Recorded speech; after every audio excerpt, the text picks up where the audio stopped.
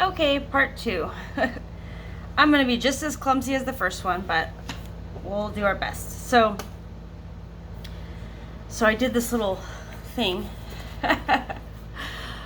Oh, hopefully, anyway. Quest, I set up on the quest to improve my life. Detox and therapy, talking things out. So, of course, from there, I kind of felt, I started, this weird thing happened. Okay, this was my first little, in hindsight, this was my first little glimpse of my higher self showing up. My higher self, because I had no one else to really talk to. I had the therapist, thank God my mom paid for him because he's not cheap. In my heart of hearts, I knew I might not have actually needed him. However, I wanted to kind of show my family that, hey, I mean this, so it was definitely helping this new foundation, building this new foundation of improving myself. Because the alternative was rehab. It's like I need to make a bold move here, and so, when I finally just admitted to my family, hey, I need help. I need help. I don't know where to start. I am so overwhelmed with my emotions and this self-medication spiral I'm on. I need to make some sort of bold move here, And so I was seeing him once a week. But in the meantime, it's like I still had so much. I mean, I'm talking years of stuff that just wanted to come out all of a sudden. That was kind of the trigger, my sister noticed I was saying some random things, from 20 years ago in these text messages. And she's like, that's what prompted my family to say, what's going on? This isn't like you. And so I knew, so at first I thought we needed family therapy, but now I realize that there was so much trauma I had to deal with. It wasn't that we needed to talk it out. It's that I didn't know how to approach the situation. So anyway, so in the meantime, of not seeing my therapist, I'd see him for an hour once a week. So I still had all this venting to do, and I'm a very shy person. I'm an introvert. I don't talk about my feelings very well, and I knew I was emotionally immature. I am the one thing my therapist did say was that you are very self-aware. So at least we'll be able to expedite this healing process because you are aware of what's going on to some degree. So one trick that I did that really, really helped me, and again, I think this was my higher self, now that I know more about consciousness and spirituality and alignment and vibration and frequency and all of that, now I'm realizing this was my higher self tapping in and saying, yo, hey, you want to talk about it? Get it out, And so I would grab a notepad and start writing and realize I couldn't write fast enough. So here I am, I was very, very camera shy.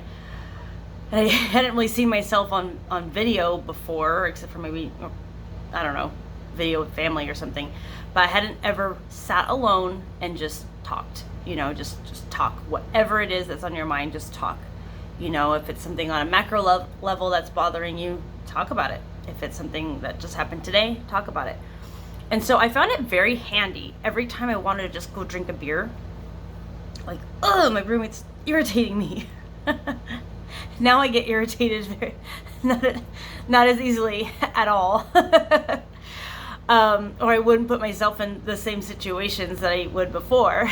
But anytime I felt I really want to vent, or I really could use a beer right now, or 5, I would just take out my the camera on my phone, and I would just talk about it, or scream about it, or yell, or not yell, whatever. I wouldn't, but just whatever, I would actually go in my closet at first. I had a walk-in closet in my room, and when my roommates were home, I'm just God, I just want to so irritated.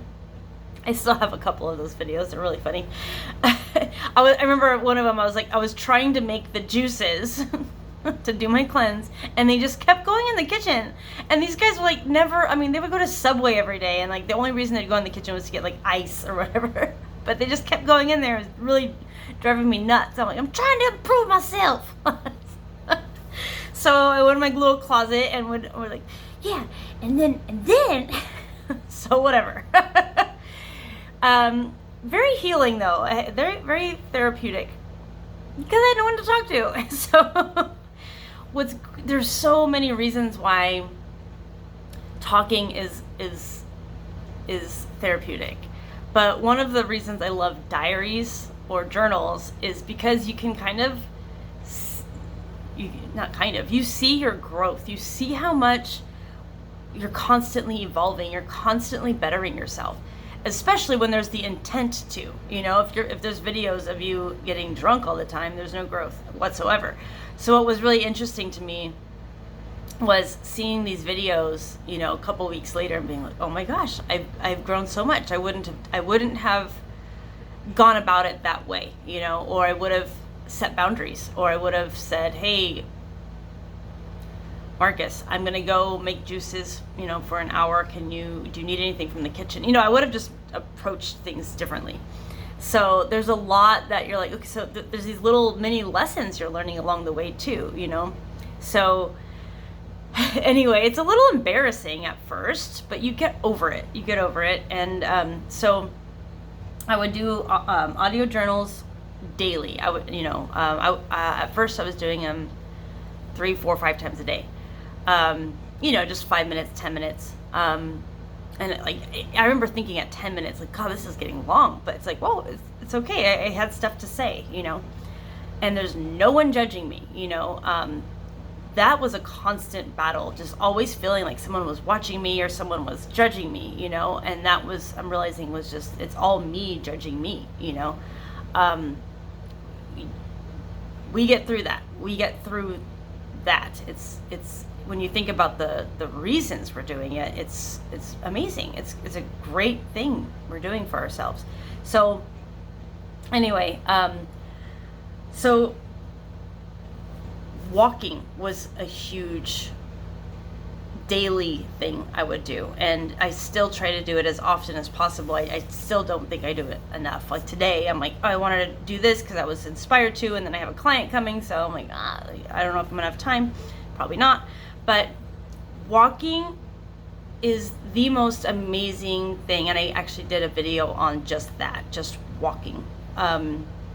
We all know that it's healthy for us. We all know just movement, walking, but there's so much more to it, especially the first few weeks of making this big shift in your life. If it is a way to completely be alone with yourself and just feel, allowing yourself to feel. When we sit quietly in our room or something like that, we're alone with our thoughts, and we just feel like we feel more like we're stuck with our thoughts. But when we're walking, there's something about the movement or just being outside. Put on roller skates, whatever you want to do, I don't know. But for me, walking was an amazing way to be with myself and be okay in my own skin and just feel like I'm doing something productive. It's a form of meditation. It's, I can listen to music or not. Music really helped a lot. It's like, oh my God, I forgot about this song, or I even started to add music to my playlist that I normally wouldn't listen to, and it was really cool, really, really cool. So then that this is part of the detoxification process, and really creating a new path, starting to discover, self. So audio journals or video journals paired with walking every day. That was the first part of my routine. And drinking tons of water along with drinking my juices. Just those few things, I already started to really feel a shift happening. And this new thing where I felt like I was in tune with my higher self. Like I would just get these, instead of these intrusive negative thoughts, I would get these profound, almost higher higher level, higher consciousness thoughts dropped on my head, like, hey, why don't you try this? Or, oh, what do I do now? And instead of panicking about it, like, oh, just go start purging your closet. So decluttering became kind of an obsession to replace my addictions. Instead of going to have a beer, go get a hefty bag and just start putting a bunch of stuff in it. And that does amazing things for your mind, and your emotions. It really does. There's something really cleansing about decluttering. It helps. I always think of it as decluttering your space is somehow equates to decluttering your mind, and it really does help. Sometimes just knowing I have a dirty dish in my kitchen, it's just like kind of haunts me. And even before, when I was drinking, it would just cause me anxiety. Now it doesn't. It's like, just go do it. Big deal. So I decluttered my environment along with my mind, and then so this process actually took a few weeks because I was moving. I was in the process of moving, and again, I have a lot of gratitude for that. Gratitude, real quick side note, that was a really, really amazing feeling when I actually authentically, genuinely felt gratitude. We all know that, feeling love, joy, gratitude, those are wonderful emotions, but I didn't realize until after this last true detox that I never truly felt those feelings. Because now I was introduced, it took I'd say about a week, where I started to really, really, really notice a difference in my emotions. There was like this whole, oh my gosh, scale. There was this whole spectrum of emotions that I wasn't truly engaged in. I didn't know I had the capacity. I didn't have the capacity. When we're drinking all the time and self-medicating, we're not allowing ourselves to truly feel what we're supposed to, So that was really, really, really cool once and even being irritated, but it became very short-lived. Instead of dwelling on anything, any kind of frustration, I wouldn't dwell on it. I would just kind of let it out, and the diaries really helped with that. And then it was like poof, like it didn't matter anymore. That was really, really cool. So then I began, this was really fun actually.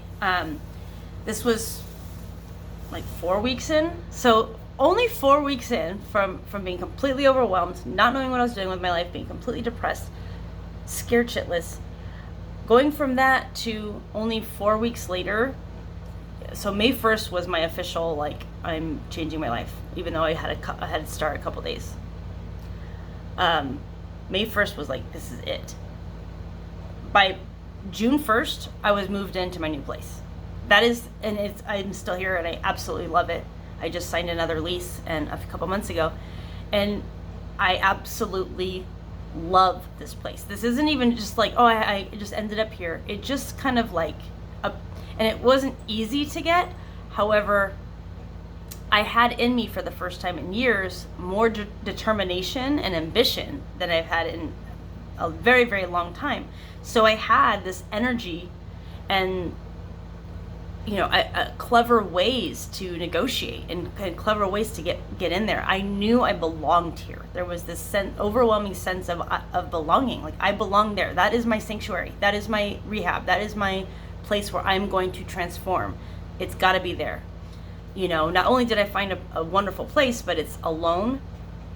It's more than I've ever paid in rent. And somehow, some way, I just made it happen because I had the energy. I wouldn't have had the energy if I was still drinking. So it was like things started to just fall into place because I detoxed with the intention of self-improvement. This is where the law of attraction kind of came in. And I didn't know anything about the law of attraction at this time. I knew nothing about it, but it was happening. So, small things like since I do hair, I was starting to get, also, this is manifestations were happening. I was starting to get a lot, like a flood of phone calls, like, hey, can I get my hair done? Can I get my hair done? I'm like, oh, I'm in the process of moving and this whole lockdown thing, but let me get back to you. So my first priority was, oh my gosh, I have to create a space to do hair. There just so happened, this is only 700 square feet, but there just so happened to be this perfect little nook in the studio that fit this piece of furniture that a neighbor, she was moving. She just kind of gave it to me. It's probably worth a lot of money, but she just gave it to me like, it's too heavy. I don't want to move it I don't have space for it in my new place. Would you take it? So I took it from her a couple months before I moved. It just happens to fit perfectly in this spot. And I got a mirror for like $10 on OfferUp. Put that there. Now I have a station. And I was like, oh my gosh, this is like, that was just one little tiny thing of hundreds of things that just kept happening that way. Just amazing little things. Just, oh, that fits perfect. Oh, this, and it just seemed like as long as as long as I kept that mantra, just do good, just do your best, and good things will follow. Just do your best and good things will follow. And I would say this to myself every morning, just do your best and good things will follow. Just do your best. Then, and good things did follow. They would just manifest themselves. You know, I'd get a random phone call, or, you know, someone would just give something to me, or just amazing things that I was just, how, like it was almost like, how did people know I needed this right now, or whatever. So decluttering then became, okay, so I moved, now let's create this amazing environment. So if I wasn't moving, I would have done the same exact thing. I would have decluttered, gotten rid of anything that didn't serve me any longer, and just created a safe feeling environment, and open and light and bright and airy and not so confined. So anything at all that is just in the way or ugly or unattractive to you at all, just get rid of it. Get rid of it. So purge. And so then after that, I had already been doing this at my last place, but I turned off any kind of like Netflix or any kind of news, any kind of content that would get into my experience. No more. No, at least for now. I'll reintroduce it and reintegrate it later. But now I knew I was really sensitive and I was really weak, and I wanted to work on my strength, and, you know, and really discovering myself, and just being really in tune with myself. Any kind of negativity would bring me down, right? So I wanted to, like, no drama, just no more. So it was really easy to keep people at arm's length because we were in lockdown. And so I'd only talk to, you know, a handful of people every other day, you know. So after surrounding myself with just all positive stuff, I submerged myself in positive content. So this is right where I felt inspired to start doing my own channel eventually. You know, I wanted to, it'll hold me accountable for staying on this path, but actually, even more important, I was looking for anyone like me who had just been through it. You know, I was looking for guidance. I was looking for help. Like, is this gonna work? You know, am I gonna be okay? You know, like, and any kind of inspiration or hope, or am I gonna come out of this alive? So I submerged myself in, and this was another pointer from my therapist, who was saying how, you know, it's somewhat common knowledge how, you know, you are a product of the people you surround yourself with. And so he had me write out a list of, you know, the positive people in my life, and then the people that need to just drop off eventually. And so that was really easy because there was no one to I wasn't hanging out with anybody anyway. So you know, family, and then like family type friends, you know, were in the good list, and then my bar friends, it's like, I'll see them later, you know. They're fine. They'll be all right. They'll survive without me. So submerging myself in like basically any kind of inspirational people, any kind of positive podcast, healthy podcast, and like transformative podcast, fitness. I was super obsessed with, it took me a while to find him, but I stumbled upon Lewis Howes, The School of Greatness. Oh my gosh, I love every guest he has on there, and I love the way he interviews people. I listen to Joe Rogan because that's someone I already love, but I love his guests that he has on, and I love his interview questions, and I love their deep conversations. And the fact that they go on for hours and hours, and I can tune in and kind of fade out whenever and just be cleaning my house or cleaning my house. I did a lot of that. Organize, reorganize, just finding anything crafty I could do at all. Oh, my fridge. Okay, let's redo that. Like, I don't know. Just your higher self forces you to be creative, and force isn't even the right word because it's so easy and it's so pleasant and so therapeutic. And so you wake up. Oh, sleep. I haven't even gone there. After detoxing with this pure intention of refinding your innocence and refinding this sense of innocence inside you, your inner child, I guess. When you find that and you reconnect with this wholesomeness that is the purest form of you, you sleep like a baby. You sleep like a baby. You are doing your best every day.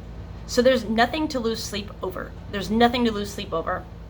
That paired with you have now a clean vessel. So, and when you're more active throughout the day, because when you're hungover and drinking and depressed all the time, you're just kind of laying around. And so, of course, it's hard to sleep. You're not burning calories. You're not doing anything. So, and when I say you, I mean me. But when I was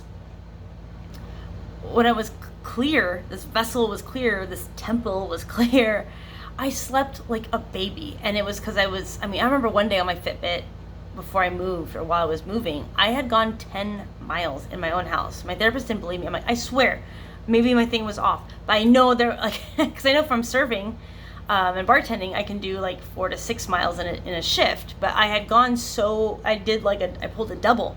So I knew I was constantly moving and doing up and down the stairs and across the street and throwing trash out, and I was just nonstop moving.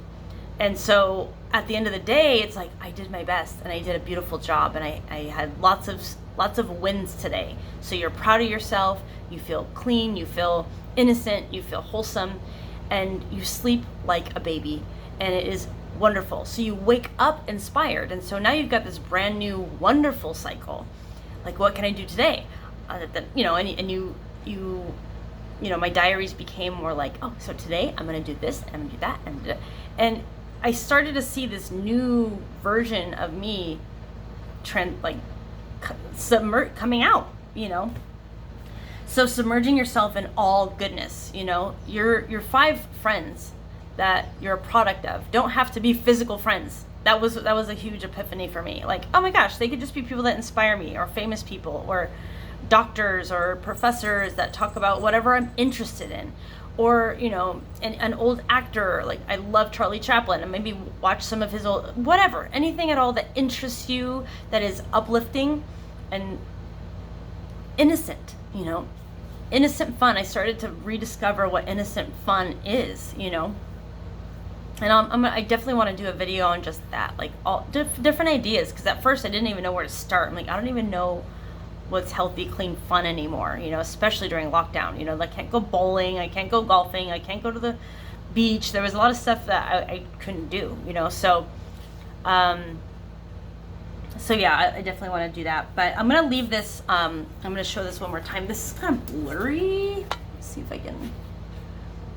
Anyway, so from here, I was like, okay, I could go the scientific route or the spiritual route. And that was something I saw again in hindsight. But they both involved healthy rabbit holes. So, if you find something you're interested in, it captivates you and it's fascinating, then, you're like, ooh, this is fascinating, this is juicy. And then you start to go down these different rabbit holes. And so I found myself at first going more like, with Lewis House, he does both. He does, like he might be talking one day with a neuroscientist talking about depression, and then another day he might be talking to Sadhguru, who is talking about a spiritual perspective of things. So either way you go, you're going to end up in personal growth.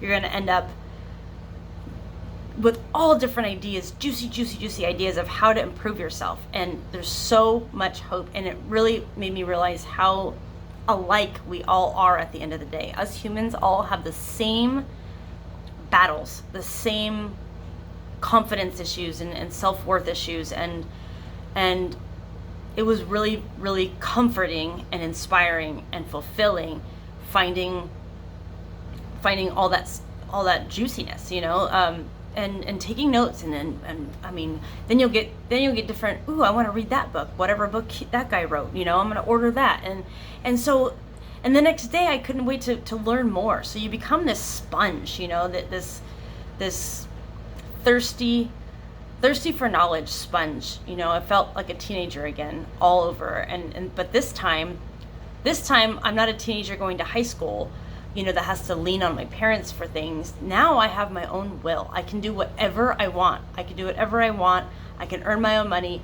I could, so the possibilities are endless. And then this whole different layer of inspiration starts to open up. So I'll leave that there. Anyway, thanks for watching. Bye.